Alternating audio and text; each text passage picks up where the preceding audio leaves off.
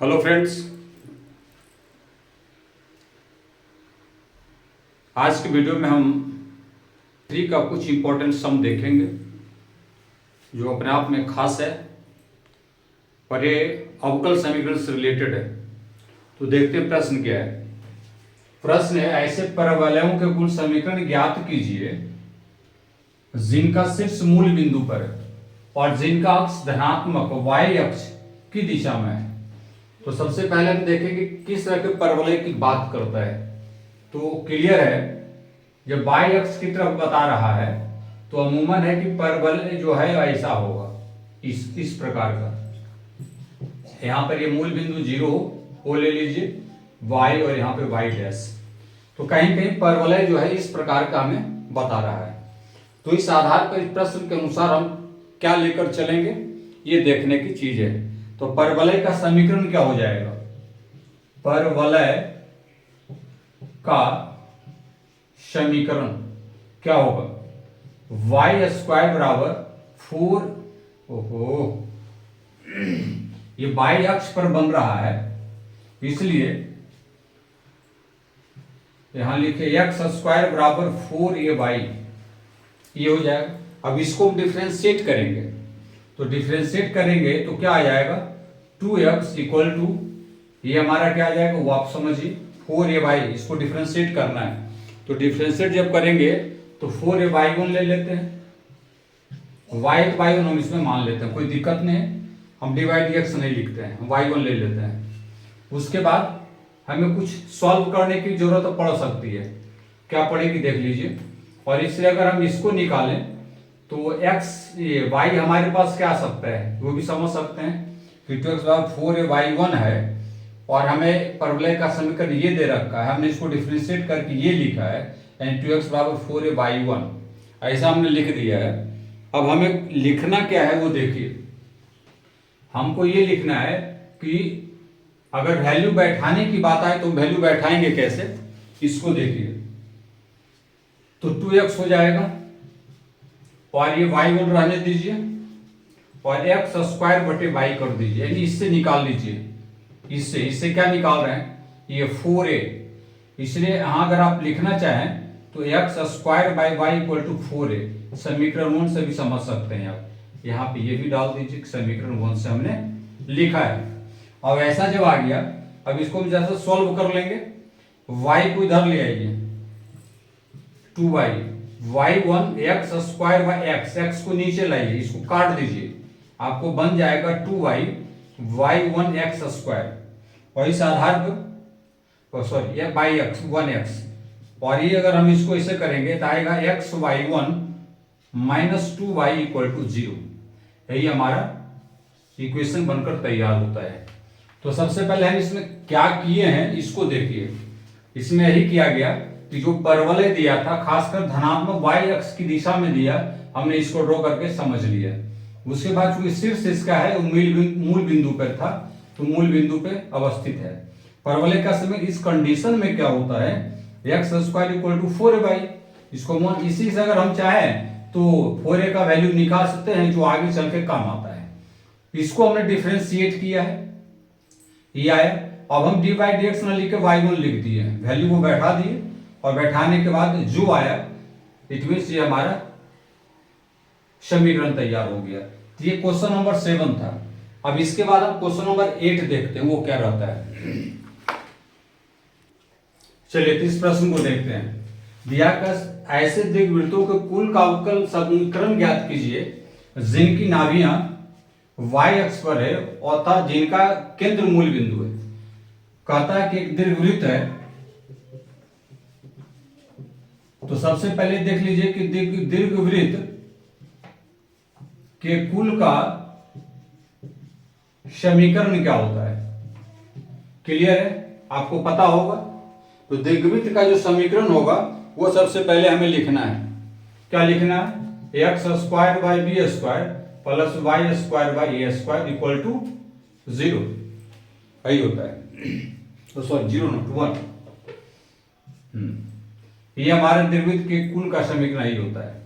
अब इसको हम डिफरेंशिएट करेंगे, इसको आप 1 ले लीजिए, समीकरण 1। लिखे समीकरण 1 का अवकलन करने पर,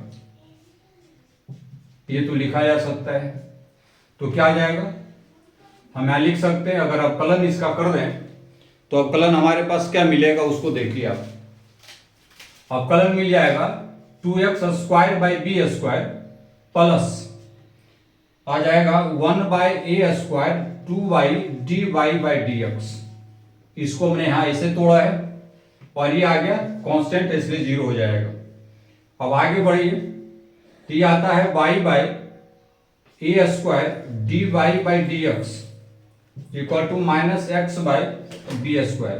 कुछ पार्ट ऐसा है जो कॉमन है, कॉमन लेंगे तो 0 से ये 2 और ये 2 कॉमन होगा, इधर आके 0 हो जाएगा और उसके बाद फिर हम इस टर्म को उधर भेज देंगे। तो ऐसे भी आप क्लियर समझ सकते हैं, बहुत आसान है। और नहीं तो समझना, टर्म यहाँ पे आप लिख दीजिए, 2 दे दीजिए और यहाँ पे 2 दे दीजिए, तो ये और ये 2 कट जाएगा। तो आपको बच गया बाई बाई ए स्क्वायर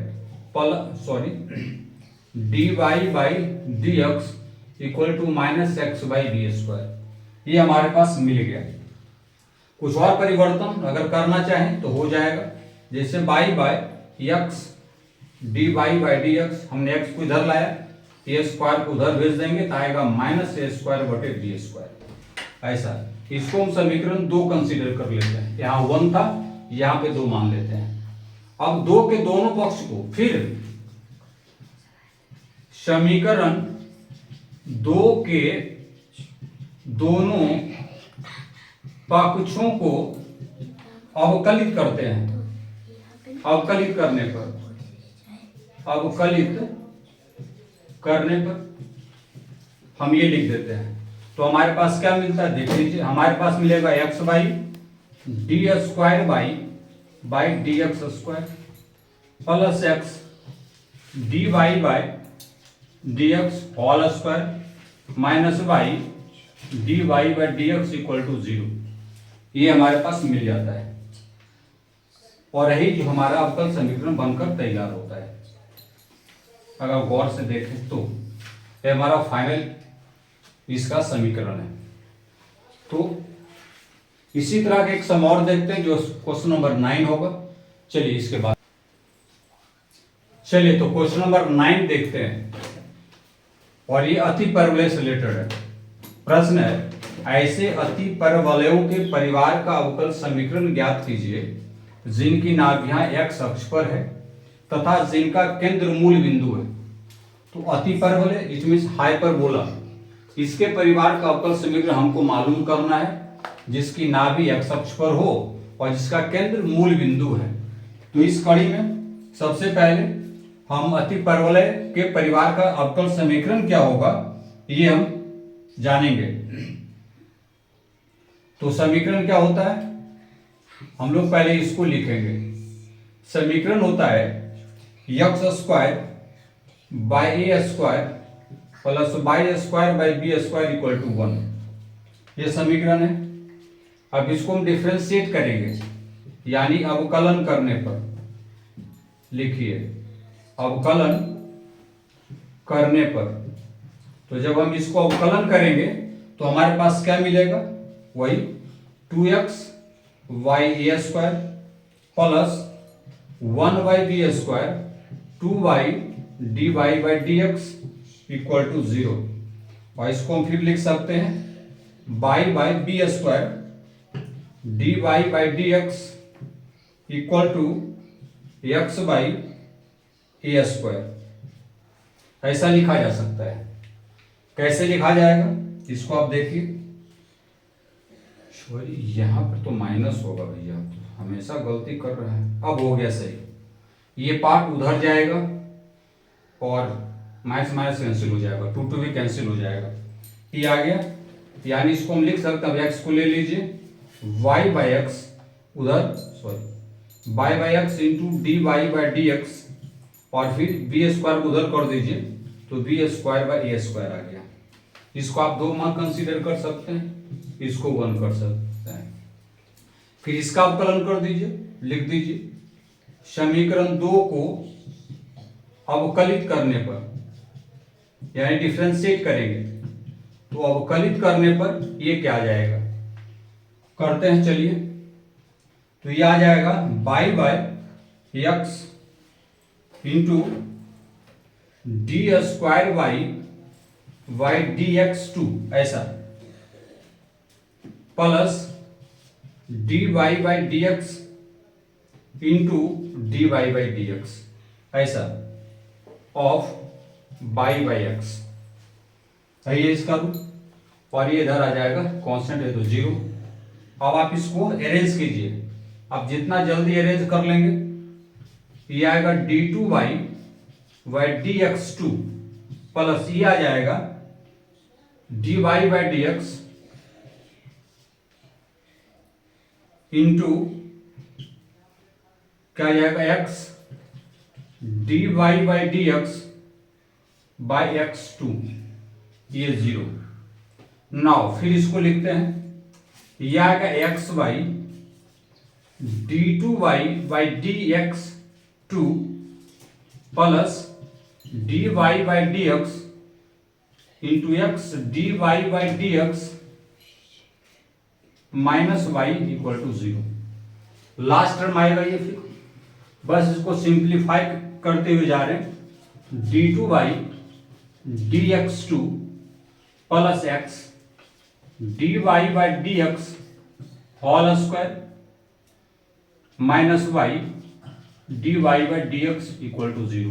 और यही हमारा अपेक्षित यानी वांछित जो समीकरण है तैयार हो गया। तो ये इसी तरह से हम अवकल समीकरण इसका भी निकाल लिए, और एक लास्ट क्वेश्चन जो इसका है क्वेश्चन नंबर 10 हम उसको भी देखेंगे इसके बाद, थोड़ा सा लंबा है लेकिन उसको बनाते हैं। चलिए अब क्वेश्चन नंबर 10 देखते हैं। इसी का प्रश्न क्या कहता है कि ऐसे वृत्तों के कुल का अवकल समीकरण ज्ञात कीजिए जिनका केंद्र y अक्ष पर हो और जिनकी त्रिज्या 3 इकाई है। प्रश्न तो यही है, तो हम लिखते हैं। पहले हमने कुछ लिख दिया है ताकि समय कम लगे। माना कि वृत्तों के परिवार के किसी सदस्य के केंद्र का नियमक 0a है, तब वृत्त का समीकरण क्या होगा, x minus 0 square plus y minus a को whole square equal to 3 square. वृत्त का समीकरण जो है उस पर हमने इसको सेट किया, इसको हमने तोड़ा ए माइनस बी को होल स्क्वायर पे, और फिर इसको अरेंज कर दिया x square plus y square ये वाला minus 2ay plus y square plus a square equal to 9। फिर हमने इसको अरेंज किया x square plus y square equal to 2ay plus 9 और माइनस ए स्क्वायर, समीकरण 1 मान लिए। अब इसको हम क्या करेंगे कि x के सापेक्ष अवकलन कर देंगे। x के सापेक्ष अवकलन करने पर हम ये करेंगे। अब आपको अपना दिमाग लगाना है कि x के सापेक्ष अवकलन हम कैसे इसमें करें। तो करने के लिए इसको देखिए कर देंगे, ये आ जाएगा 2x प्लस ये आ जाएगा 2y dy बाई dx। देखते जाइए 1 बाई 1 ये होते चला जाएगा, बराबर ये हो जाएगा हमारे पास 2a और y का dy बाई dx, ये हो गया 0 और ये भी हो गया 0। कांस्टेंट भी 0 और ये भी 0, जो भी कांस्टेंट 0 हो गया। बस इस सिंपल छोटा सा बचा, इसको मैनेज कर लेते हैं पहले। 2x plus 2y dy by dx equal to 2a dy by dx। कुछ यहाँ पे हमें दिख रहा है, चलिए क्या दिखता है। 2 को कॉमन ले लीजिए तो x plus y dy by dx equal to 2a dy by dx। कुछ कैंसिल हुआ और यहां हम लास्टली इस स्टेज पर आ गए कि हमें बचा क्या, ये बच गया x plus y into d by by d x equal to a into d by by d x. हमें ये मिल गया। इसके मिलने के बाद अब हमें एक हो गया, ये 2 कर दीजिए। 1 और 2 से हमें क्या करना है, एक को हटा देना है, विलुप्त करना है। 1 से और 2 से क्या करना है, ए को हटा देना है। तो समीकरण 2 से पहले कीजिए, लिखिए समीकरण 2 से क्या हो जाएगा, a इक्वल टू अगर हम निकालें तो हमारे पास आएगा x plus y dy by d x by dy by d x. ये तो साधारण था, तो हमने a को निकाला है ये, और ये बटा में आ गया पूरे का। चलिए तो आ गया, और फिर समीकरण 1 को भी लेते हैं। समीकरण 1 से हमारे पास क्या बनेगा? समीकरण 1 में इस मान को प्रतिस्थापित कर दीजिए। नहीं, समीकरण 1 में a का मान प्रतिस्थापित करने पर, ऐसा लिखिए, प्रतिस्थापित करने पर। अब आप जब इसको प्रतिस्थापित करेंगे तो थोड़ा सा लंबा इक्वेशन होगा। चलिए इसको लिखते हैं बैठ कर, थोड़ा सा मैनेज करना है। इसी में से ये आ जाएगा x square plus y square equal to 2, फिर by plus x by d y by d x into y plus 9 minus ये आ गया वाई प्लस एक्स बटे d y by d x, इतना का स्क्वायर। उसमें जब हम a का मान प्रतिस्थापित किए तो हमें ये मिल गया। चलिए इसके मिलने के बाद अब हम इसको सॉल्व करने का कोशिश करेंगे, देखते हैं क्या आता है। ये हो जाएगा y square plus x by y, sorry यहां पे हम इसको वाई डैश लिखते हैं, प्लस 9 और इधर माइनस है तो फिर आएगा y square plus x square बटे y square plus 2x by बटे वाई डैश, ये आ गया। अब आगे चलते हैं, थोड़ा सा ये लेंथी दिख रहा है, तोड़ने का प्रयास कर दीजिए। 2y square plus 2x by y dash plus 9 minus y square minus x square by y square minus 2x by y, इतना आ गया। कुछ इसमें प्लस माइनस होने का गुंजाइश दिख रहा है, यानी आ गया y square plus 9 minus x square by y square. आप देख सकते हैं कुछ कैंसिल हो गया है, जैसे ये वाला पार्ट और ये कैंसिल हो गया है। वाई स्क्वायर इसमें ये माइनस हुआ, वाई स्क्वायर हो गया प्लस 9 और बच गया एक्स स्क्वायर बाई, इतना ही बचा है। और आगे देखिए क्या होता है। अब क्या करना है, हमारे पास ये बचा है वाई स्क्वायर प्लस 9 माइनस ये,